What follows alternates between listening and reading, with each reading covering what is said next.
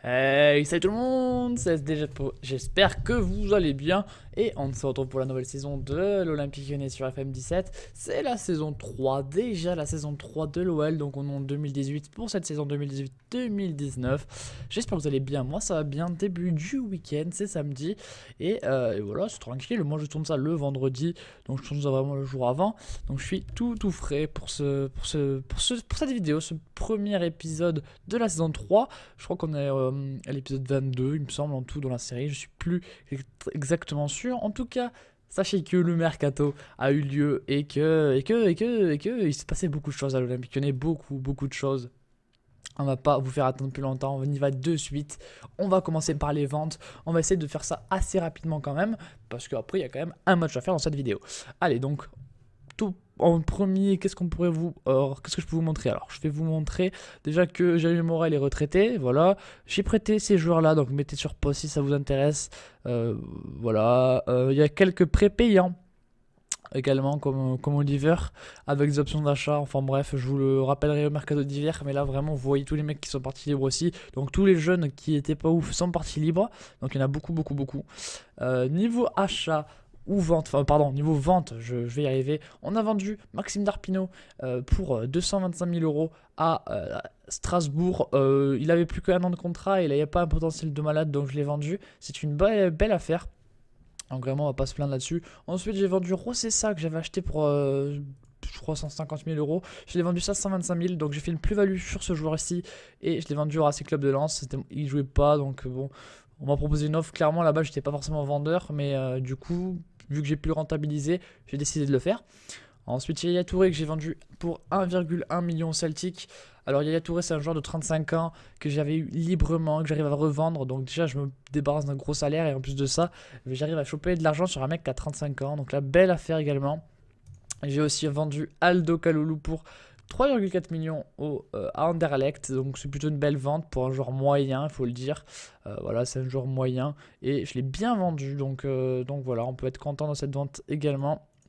Ensuite, alors attendez, on va essayer de retourner. J'ai vendu Macéribus également, j'ai fait une plus-value sur ce joueur au Sporting. Macéribus qui est parti pour 7,25 millions, plus 9, plus éventuellement ça pourrait monter à 9,5 millions. Donc clairement là c'est un joueur pareil que j'ai eu librement et que j'ai réussi à revendre. Donc là, belle plus-value également. Et le joueur majeur que j'ai vendu, c'est Lucas Vasquez, qui est parti, qui a été acheté pour 9,5 millions au Real de Madrid. Et il a fait une saison et demie pas très convaincant, avec des stats assez mauvaises, et on a réussi à le vendre 21 millions et demi.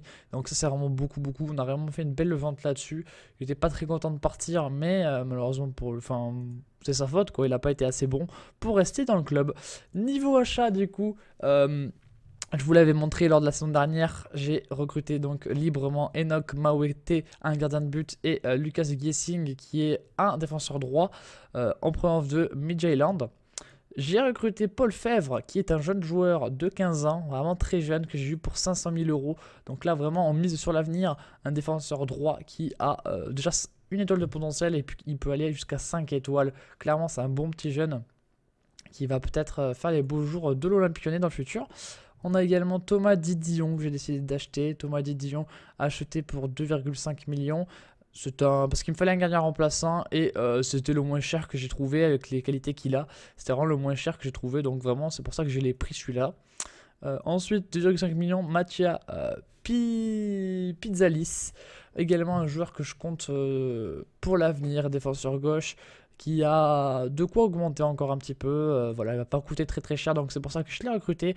Là, j'ai mis 3,6 millions pour un joueur de 17 ans qui s'appelle Christian Charles. Et lui aussi, c'est une pépite, vraiment. Il y avait plusieurs clubs qui étaient dessus. Et c'est moi, finalement, qui ai réussi à obtenir l'achat de ce joueur. Donc, pour 3,6 millions. Et clairement, pour l'avenir, ça peut être exceptionnel d'avoir un joueur comme ça. Et j'espère que ça marchera pour ce joueur. Qui voilà, a 17 ans.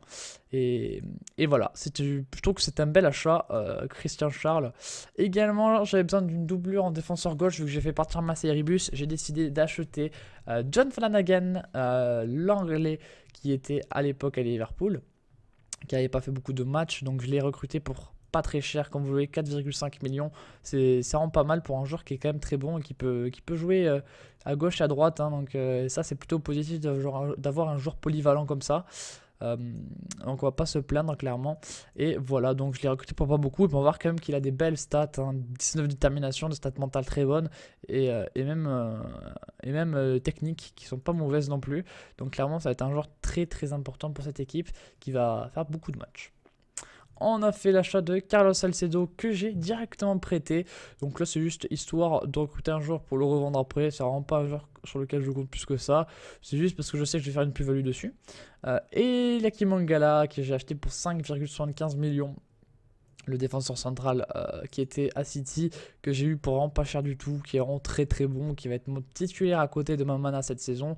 J'avais besoin d'un défenseur de plus grande qualité et j'ai réussi à le trouver en la personne de Laki Mangala. Vous pouvez voir ses statistiques, notamment physiques, qui sont exceptionnelles, vraiment exceptionnelles. C'est incroyable ces statistiques.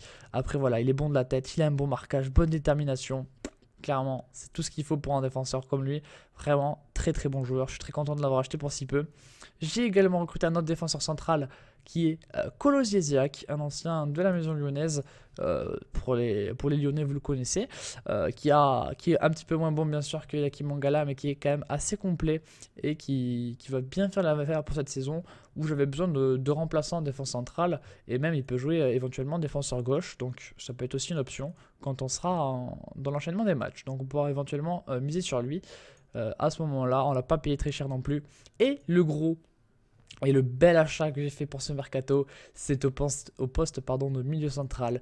C'est Vincent Marchetti que j'ai recruté avec une offre qui pourrait aller jusqu'à 39 millions. C'est pas 39 millions que j'ai mis de suite, hein. Je vais pas dépenser 39 millions secs, mais j'ai dépensé, je sais plus, en plus, hein, mais j'ai dépensé beaucoup.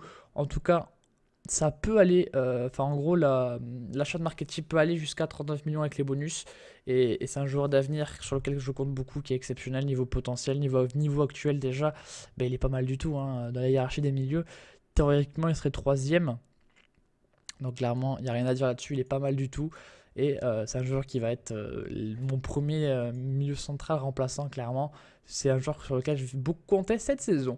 Voilà pour le mercato, les potes. Il reste quelques jours de mercato, je vais donc effectuer ça et vous aurez donc la fin du mercato dans la prochaine vidéo.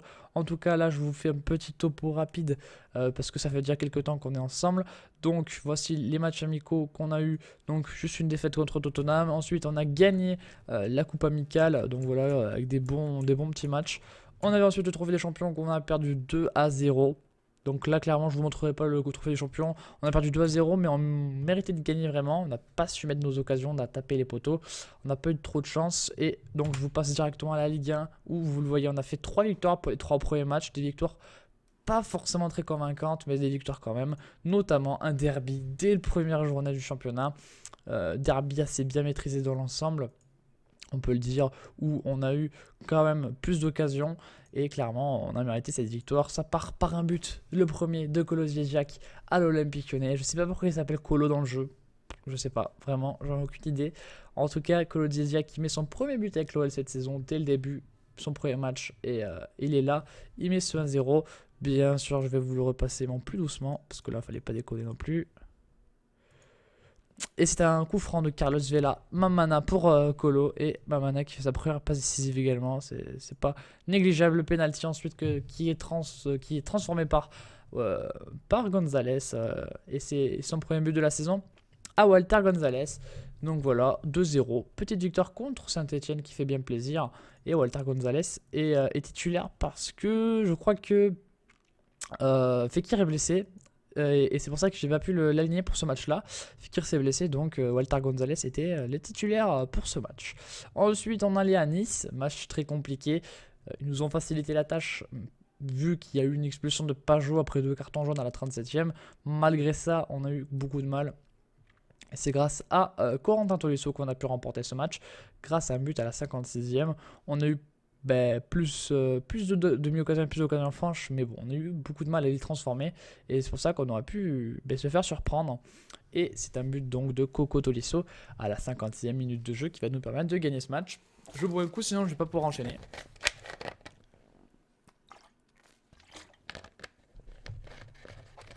Voilà, c'est Bakali qui donne ce ballon à Corentin Tolisso qui nous permet de mettre le 1-0. Et donc voilà, ça fait bien plaisir. On enchaîne une deuxième victoire en championnat. Et ensuite, on avait 3 jours après un nouveau match. Mais là, c'était au stade de la Mosson contre Montpellier. Également, là, on avait mis une belle équipe. On avait à chaque fois mis l'équipe type. Je crois que c'était le début de Eliakim Mangala. Et on a eu un beau petit doublé de Walter Gonzalez. Et qui met donc son 3e but en Ligue 1 cette saison. Donc il a mis 3 buts en 3 matchs. C'est un bon début de saison pour Walter Gonzalez. Et clairement, là, on peut dire que ça s'est bien passé. Ce match, on a dominé sans trop de problème.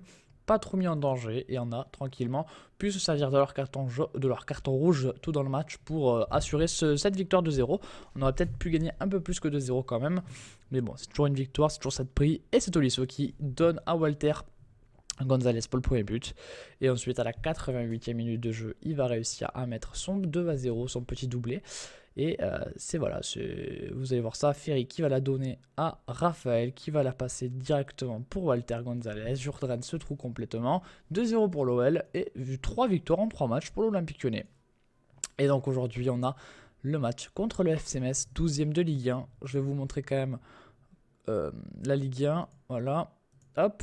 Voilà pour l'instant, donc il y a 3 clubs à 9 points avec Nice, Lyon et Paris. Nice qui a un match de plus vu qu'ils ont perdu contre nous. Et donc là, on va jouer contre Metz qui pour l'instant a 3 points. Voilà, donc on part là-dessus les potes. On part là-dessus. Je sauvegarde et on se retrouve de suite. Allez, c'est parti, on y va pour ce match contre le FC Metz à domicile au Parc OL. Et bien voilà, on va faire ce premier match de cette nouvelle saison avec vous. Et bien c'est parti, on y va de suite pour ce match. Voilà, niveau vitesse, on est pas mal. On y va pour ce premier match contre le FC Metz avec une belle équipe. Vous pouvez la voir actuellement sur votre écran. Vous pouvez aussi mettre pause plutôt dans la vidéo. Mais c'est une composition assez classique que j'effectue aujourd'hui. Enfin, classique pour ce début de saison du moins. Peut-être qu'ensuite ça changera. Puis voilà. Allez, Vela peut-être pour une occasion. Vela pour Walter. 4e but en 4 matchs pour Walter Gonzalez. Et Vela qui fait aussi une passe décisive. Ça lui fait une petite stat avec Carlos Vela. C'est bien, c'est bien, il nous faut des stats sur nos joueurs offensifs. Vela qui fait une magnifique passe pour Walter, qui fait une tête tranquille, c'est un joueur qui est assez grand, donc c'est pas compliqué pour lui. Et peut-être une nouvelle occasion avec Raphaël qui a été donné en cloche. Raphaël pour Walter, doublé de Walter Gonzalez. Qu'est-ce qu'il y a clairement Walter Gonzalez qui est on fire dans ce début de saison, il n'y a rien à dire. Moi j'ai beaucoup aimé ce recrutement en tout cas de Walter Gonzalez la saison dernière, qui est venu au Mercato d'hiver, qui avait fait une belle seconde partie de saison. Enfin en gros il avait fait un beau début avec l'Olympique Lyonnais. Et là qui nous prouve encore une fois que c'est un bon joueur, réellement un bon joueur. Et on est dominé dans la possession par le FC Metz. Possession assez stérile pour le moment, mais quand même possession. Et là peut-être qu'il y a une occasion, mais Messine, ouais je crois, oui voilà. Non, c'est une action lyonnaise peut-être avec Cornet qui est de retour, il n'est plus blessé. Maswaku pour Walter qui rate sa phase, il était pas loin du triplé. C'est un nouveau corner pour l'OL avec Vela pour le taper. Allez, ce corner pour Marchetti la tête. Elle n'est pas cadrée cette tête, c'est à 6 mètres pour Metz. Voilà, on enchaîne les actions quand même, c'est pas mal. Il faut. Le mercato il n'est pas fini, je vais peut-être essayer de recruter un nouveau joueur. J'ai pas encore de piste réelle, donc je peux pas vous dire qui est-ce que j'ai en tête pour le moment, vu qu'il n'y a personne. Voilà. Mais oui, je risque d'avoir un dernier recrutement lors du mercato. Et je vais aussi essayer de vendre Nkoulou qui va pas trop jouer cette saison. Et donc va peut-être être vendu Nkoulou. Et s'il est vendu, c'est pour beaucoup d'argent. Donc je vais peut-être essayer de faire un dernier coup au mercato. Voilà tout. Voilà tous les potes. Allez, coup franc en corner, je veux dire. Pour Tolisso, ça donnera rien. Et puis qui dégage pour Boutaïb Doucouré avec Vukkik Tchitch. Hein, ouais, Doucouré. Doucouré avec Mollet. Allez, Doucouré. Puis Doucouré. Attention, ça sent mauvais. On s'est trouvé. La réduction du score de Ngamukol. 3e but de la saison pour lui. Et on s'est complètement troué. Et ça fait pas plaisir du tout. Clairement. C'est assez preuve de fébrilité. Il faut quand même se méfier. On mène 2-0, mais on a plus le break là. Il faut vraiment en mettre un autre. En plus, j'ai l'impression qu'on est fébrile. Donc attention. Attention, Cornet. Cornet qui voulait passer toute la défense, mais c'est pas possible. Il n'a pas les capacités encore. Il évolue, Cornet, mais pas encore pour ça. Quand même, attention, là, sur ce côté gauche. Et ouais, là, ça sent mauvais. Là, ça pue. Hein. Là, ça pue tellement. Ouais, on a beaucoup de chance, là. Parce que je crois que c'est Masuaku qui est complètement à la ramasse, là. Complètement à la ramasse. Ouais, bon, je sais pas. On va se méfier. On va attendre un peu, parce qu'il y a beaucoup d'actions qui se déroulent. J'ai pas envie de couper les actions. Ce Isso qui va taper. Et c'est pas cadré, c'est à côté du but. Masuaku, qu'est-ce qu'il fait comme match? Ouais, apparemment, il fait un bon match, mais moi, j'ai pas cette impression-là du banc. Bon, on va déjà changer Corentin Tolisso pour mettre Jordan Ferry. Qu'est-ce qu'on peut faire après? Qu'est-ce qu'on peut faire après? Il y a Marchetti, ouais. Bon, je vais pas changer Walter Gonzalez parce qu'il fait un bon match. On va peut-être mettre Bakali par contre. Je vais essayer de mettre Bakali. Pour l'instant, on va faire que ces deux changements-là. Peut-être qu'on fera rentrer Flanagan en fin de match. On verra ça. En tout cas, pour l'instant, je décide de ne pas faire plus de changements que ça. Ma mana de la tête, c'est bon. Voilà, il n'y a pas de problème. Ok. Bakali, peut-être pour une action lyonnaise. Gonalon, Ferry. Ferry pour Vela. C'est bien joué. Bien joué. Oh, magnifique. Ferry qui rentre et qui fait une passe décisive pour Vela qui met son premier but cette saison en Ligue 1. Et c'est un très joli but parce que vraiment, là, il a fait ce qu'il voulait avec la défense déjà. Voilà, le très bon décalage de Ferry. Ensuite, hop, il est vraiment plus rapide et il fait une magnifique frappe croisée. Pas très puissante, mais très précise. Et 3-1, on arrive du coup à reprendre l'avantage dans ce match. Enfin, à remettre une pression supplémentaire et remettre de l'emprise sur ce match. Et ça fait très très plaisir. Ça fait très plaisir Vela pour ce coup franc maintenant. Et c'est un doublé de Carlos Vela qui met 2 buts dans ce match. Voilà, 4-1 du coup, doublé de Walter Gonzalez et de Carlos Vela. Vela qui nous a vraiment prouvé depuis la saison dernière, depuis la fin de saison dernière, qu'il était un membre important de l'équipe. Et ça fait extrêmement plaisir de voir qu'il est à son meilleur niveau actuellement. Espérons que ça dure. Espérons que ça dure parce que c'est beau quand ça arrive d'avoir un joueur comme ça. On va remplacer qui maintenant? Faire un dernier changement. J'ai pas beaucoup de millions en ce moment, je vous l'avoue, parce qu'ils sont blessés. J'ai Dardar de blessé et Witsel de blessé. Donc clairement c'est un petit peu chiant pour ça. On peut essayer de mettre Flanagan pour qu'il apprenne à jouer avec l'équipe. Du coup on va le mettre arrière latéral offensif en défense. Voilà. Allez c'est parti, Flanagan qui va être vraiment un joueur qui va faire beaucoup de matchs cette année vu que c'est vraiment mon couteau suisse de la défense. Au niveau des ailes bien sûr, au niveau des latéraux, c'est vraiment mon couteau suisse. Et ça va être pas mal de pouvoir jouer avec un Flanagan à droite ou à gauche. Et vous inquiétez pas qu'il va faire pas mal de matchs, il a des belles stats. Donc clairement c'est intéressant d'avoir Flanagan dans l'équipe. Voilà, c'est tout. C'est une victoire qui s'approche, hein, qui se délivre petit à petit. Voilà, ça va être annoncé. J'espère que la vidéo vous aura plu, en tout cas les potes. J'ai essayé de faire en sorte qu'elle soit le moins longue possible, même si elle a été un petit peu. C'est toujours ça, les débuts de saison. Et voilà, c'est bon. C'était l'épisode de FM, ça se regarde tranquillou en train de. Moi, quand je regarde des épisodes de FM, je les regarde en faisant autre chose, par exemple. Donc, je vous conseille aussi de faire la même chose. C'est le meilleur moyen, je trouve, de consommer du Football Manager. Parce que sinon, c'est vrai que c'est un jeu un petit peu. Bon, je sais pas, enfin voilà. Alors non, bon, alors Carlos Vela qui fait des bons matchs. Il est déjà à 2 buts, une passe. Voilà, lors de ce match, il a fait 2 buts, une passe. C'est pas mal, hein, déjà. C'est pas mal. Toujours ça de prix. Il est homme du match en plus de ça. Clairement, on va pas se plaindre. Du coup, voilà, Walter Gonzalez qui est lui aussi on fire. 5 buts en 4 matchs. Rien à dire là-dessus. La saison dernière en Ligue 1 il a fait 6 buts, là il en a 5, donc bon c'est vous dire le mec. Donc voici l'équipe que j'avais mis lors du match précédent, vous l'avez sûrement remarqué, une équipe assez classique quand même. On pouvait voir donc Witsel est blessé avec Fekir et Darder qui va revenir. On a Denis Dos Santos qui est un petit jeune en milieu défensif qui est à un très bon potentiel. Donc j'ai fait monter pour le moment dans l'équipe. On a Guessing dans l'équipe, Nicolas Nkoulou que je compte vendre pour le moment, voilà, qui a quelques intérêts de certains clubs. Et voilà, on a Ivanovic aussi qui veut pas faire beaucoup de matchs. J'essaie de le vendre mais j'y arrive pas trop pour le moment. Voilà, on va peut-être rechercher du coup un milieu central pour la suite du mercato. Il me reste un petit peu d'argent comme vous le voyez ici, 10 millions. C'est une belle enveloppe. Je vous laisse les potes, je vous fais un gros bisou. On se retrouve demain pour la vidéo sur FIFA 17 avec l'Olympique Lyonnais en carrière. Ciao.